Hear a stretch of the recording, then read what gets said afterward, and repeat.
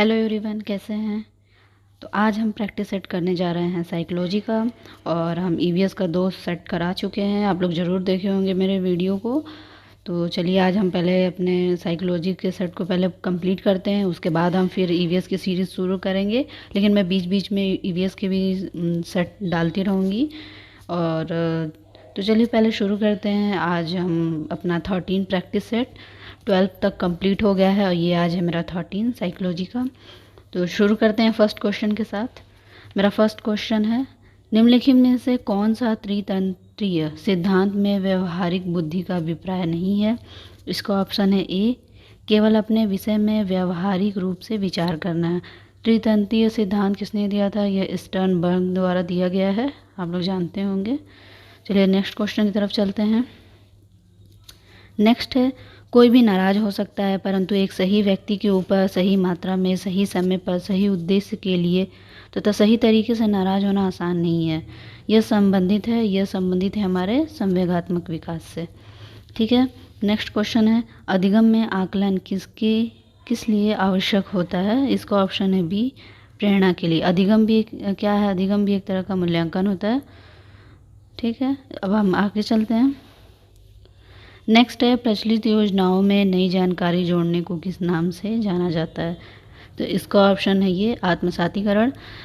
जेन प्याजे का ये जो दिया गया है, जो हमें 4 अवस्थाएं दी गई हैं, फिर उसमें जो बताया गया है उनके जो नियम हैं, उसमें ये हमारा है कि अगर हम कोई भी हमारे पास अगर जानकारी है तो उसमें हम नई जानकारी को जोड़ते हैं, तो वो क्या है? आत्मसातीकरण। ठीक है। नेक्स्ट क्वेश्चन है, हम सभी अपनी बुद्धि, प्रेरणा, अभिरुचि आदि के संबंध में निम्नलिखित होते हैं। यह सिद्धांत संबंधित है, यह है व्यक्तिगत भिन्नता से, क्योंकि हम सभी जो होते हैं भिन्न होते हैं। सबकी विभिन्नताएं, समझने की जो क्षमता होती है सबकी भिन्न भिन्न होती है, किसी की एक जैसे नहीं होती है। ठीक, अब नेक्स्ट क्वेश्चन की तरफ चलते हैं। वंचित समूहों के विद्यार्थियों को सामान्य विद्यार्थियों के साथ साथ पढ़ाना चाहिए। इसका अभिप्राय है समावेशी शिक्षा। समावेशी शिक्षा सभी लोग जानते हैं कि किसी को भी, कोई भी बच्चे को हमको वंचित नहीं रखना है, ना ही किसी के साथ भेदभाव करना है। सारे बच्चों को एक समान रूप में, एक परिवेश में हमको शिक्षा देनी है और सबको साथ में लेकर के चलना है। नेक्स्ट क्वेश्चन की तरफ चलते हैं। आउट ऑफ द बॉक्स चिंतन किससे संबंधित है? ये है अपसारी चिंतन से। आउट ऑफ द बॉक्स का संबंध अपसारी चिंतन से, अपसारी चिंतन का मतलब सृजनात्मकता से होता है। आप एक ऐसे भी समझ सकते हैं एग्जाम्पल के तौर पे कि कोई भी बॉक्स है, अगर वो ओपन है तो हम उसमें चाहें तो बहुत चीज़ें भर सकते हैं, और उसकी इतनी कैपेबिलिटी होती है कि वो एक तरह से बहुत चीज़ों को अपने अंदर समाहित कर सकता है। और किसी एक छोटे से अगर बॉक्स को लेते हैं और वो अगर बॉक्स बंद है तो वो है, उसमें उसकी एक लिमिट है, तो वो अगर समझे तो वो हमारा क्या है? वो एक अभिसारी चिंतन है। ठीक है, आप ऐसे समझ सकते हैं। नेक्स्ट क्वेश्चन की तरफ चलते हैं। शिक्षण में अध्यापक के द्वारा विद्यार्थियों का आकलन इस अंतर्दृष्टि को विकसित करने के लिए किया जा सकता है।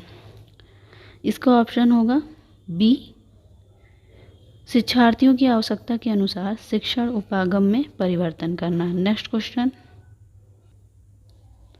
अधिगम अनुभवों को इस प्रकार से आयोजित किया जाना चाहिए जिसमें अधिगम को सार्थक बनाया जा सके। नीचे दिए गए अधिगम अनुभवों में से कौन सा बच्चों के लिए सार्थक अधिगम को सुगम नहीं बनाता है?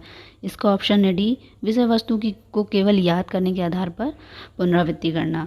ये हमारा अधिगम अनुभव ये नहीं है, इसको हम अधिगम को सार्थक नहीं बना जा सकते हैं। ये किसी भी चीज़ में, अगर हम किसी चीज़ को रट के और बिना समझे उसको याद करेंगे तो वो चीज़ें हमारे दिमाग में कभी नहीं घुसेंगी। तो इसीलिए किसी भी चीज़, कोई भी विषय हो, कोई भी प्रकरण हो, तो उस चीज़ को अगर हम समझ करके पढ़ेंगे तो वो चीज़ें हमें जल्दी याद होती हैं। इसीलिए तो जो प्राथमिक स्तर के जो बच्चे होते हैं, तो अगर हम उनको डरा करके और उनको दबाव बना के अगर हम उनको दें कि नहीं आप इनको याद करना है, तो वो याद तो कर लेंगे, लेकिन वो कुछ समय बाद वो भूल जाएंगे। तो इसीलिए हम उन बच्चों को ऐसे सिखाते हैं, जैसे कि खेल कूद के माध्यम से और अपने आसपास की चीज़ों से, जिससे कि वो चीज़ें उनके दिमाग में बैठ जाती हैं और वो चीज़ों को बहुत लंबे समय तक उनको चीज़ें याद रहती हैं। ठीक है।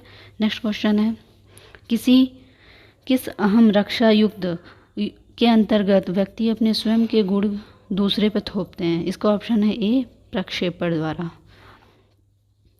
शिक्षण के दौरान बच्चों कक्षा कक्ष व्यवहार के अध्ययन हेतु कौन सी विधि सर्वाधिक उपयुक्त है? इसका ऑप्शन है ए, अवलोकन। कक्षा कक्ष में अभी मैंने बताया कि जैसे किसी भी चीज़ को अगर हम सिखाना है तो अवलोकन के द्वारा और अपने आसपास की चीज़ों को संबंधित करके सिखाएंगे तो ज़्यादा चीज़ वो अच्छे से समझ सकते हैं। सिर्फ प्रश्नावली, केस स्टडी और साक्षात्कार द्वारा नहीं समझ सकते हैं। नेक्स्ट क्वेश्चन है, CWSN बच्चों को पढ़ाने वाले शिक्षक हेतु कौन सी बैठक व्यवस्था आदर्शवाद है? इसका ऑप्शन है सी, ए और बी दोनों, गोलाकार बैठक व्यवस्था और यू आकार की बैठक व्यवस्था। नेक्स्ट क्वेश्चन है, निम्नलिखित में से कौन सा प्रक्षेपण परीक्षण नहीं है? इसका ऑप्शन है सी, 16 पर्सनालिटी फैक्टर। नेक्स्ट है, संप्रेषण कौशल में निहित है। संप्रेषण कौशल में निहित है। इसका ऑप्शन होगा डी, बोलना, सक्रिय रूप से सुनना, शारीरिक भाषा और लेखन। ठीक है। नेक्स्ट क्वेश्चन है मेरा, मानव वृद्धि एवं विकास प्रभावित होता है। इसका ऑप्शन है सी, वंशानुक्रम और वातावरण, इन दोनों से मानव का जो विकास है वो प्रभावित होता है। नेक्स्ट है, CWSN के लिए मुख्य शिक्षण तकनीक है। इसका ऑप्शन है सी, सहयोगात्मक अधिगम और साथी समूह शिक्षण, दोनों। अभिप्रेरण का परिणाम है। इसका ऑप्शन है ए, लक्ष्य केंद्रित व्यवहार। नेक्स्ट है, समावेशित विद्यालयों में बाल केंद्रित मूल्यांकन प्रणाली होनी चाहिए। इसका ऑप्शन होगा सभी, लचीली होनी चाहिए, निरंतर और भागीदारीपूर्ण होनी चाहिए समावेशित विद्यालयों में। नेक्स्ट क्वेश्चन है, आकलन का वह प्रकार जो कि विद्यार्थियों के अधिगम की प्रतिपुष्टि लेने तथा विद्यार्थियों की उपलब्धि एवं निर्देशात्मक तरीकों को बेहतर बनाने एवं विद्यार्थियों की कमजोरियों को दूर करने से संबंधित है, कहलाता है। इसका ऑप्शन है ए, रचनात्मक आकलन। ठीक है। नेक्स्ट क्वेश्चन है, संवेगी गत्यात्मक अवस्था में शिशु अपने वातावरण का अन्वेषण करते हैं। इसका ऑप्शन है बी, संवेगों एवं गत्यात्मक क्रिया द्वारा। नेक्स्ट है मेरा क्वेश्चन, विकास की किस अवस्था को गैंग एज कहा जाता है? इसका ऑप्शन है ए, बाल्यावस्था को गैंग एज बोलते हैं। मेरा नेक्स्ट क्वेश्चन है, यूनेस्को की 21वीं सदी के लिए शिक्षा संबंधी रिपोर्ट का शीर्षक था। इसका ऑप्शन है B, learning the treasure within. Next question है, शिक्षा की प्रक्रिया का कौन सा उपागम अधिगमकर्ता को केंद्र में रखता है, न कि शिक्षक को? इसका ऑप्शन ए, सृजनात्मक उपागम। नेक्स्ट क्वेश्चन है, अधिगम प्रभावित होता है उपयुक्त सभी, सामाजिक अंतर्क्रिया से, अंतर्वैयक्तिक संबंध से, दूसरों के संप्रेषण से।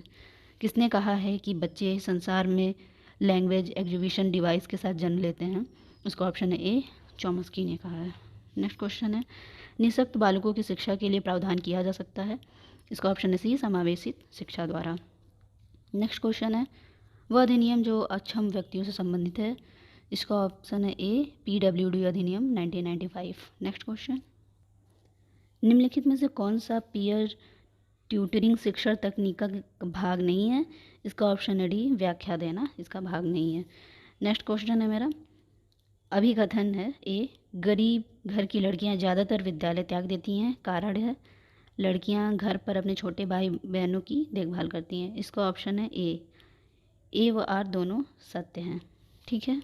नेक्स्ट क्वेश्चन मेरा है, यदि किसी बच्चे की मानसिक आयु 12 है और वास्तविक आयु 10 है तो उसकी बुद्धि लब्धि होगी। इसका ऑप्शन होगा ए, 120। आप इसको ऐसे निकाल सकते हैं, मानसिक आयु बटे वास्तविक आयु इंटू 100।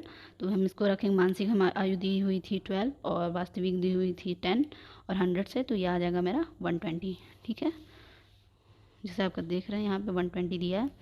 तो ये रहे मेरे 30 क्वेश्चन। आप लोगों को ये सीरीज़ ज़रूर पसंद आएगी और आप लोग ज़रूर इस सीरीज़ को देखिएगा और जितना ज़्यादा से ज़्यादा हो सके आप प्रैक्टिस करिए, क्योंकि सीटेट एग्ज़ाम उसके नोटिफिकेशन आ चुका है और एग्ज़ाम भी बहुत ही जल्दी आने वाला है। तो ये सारे जो क्वेश्चन है मेरे, ये सारे NCERT बेस्ड क्वेश्चन है। तो आप लोग इस जितना ज़्यादा से ज़्यादा हो प्रैक्टिस करिए और मेरे वीडियो को ज़रूर लाइक करिए, शेयर करिए, सब्सक्राइब करिए और मेरे वीडियो पे ज़रूर प्यार और अपना विश्वास बनाए रखिए। मैं बहुत सारे आप लोग के लिए ऐसे प्रैक्टिस सेट लेकर के आऊँगी जिससे कि आप लोग को बहुत ज़्यादा से ज़्यादा रिवीजन हो सके। Thank you.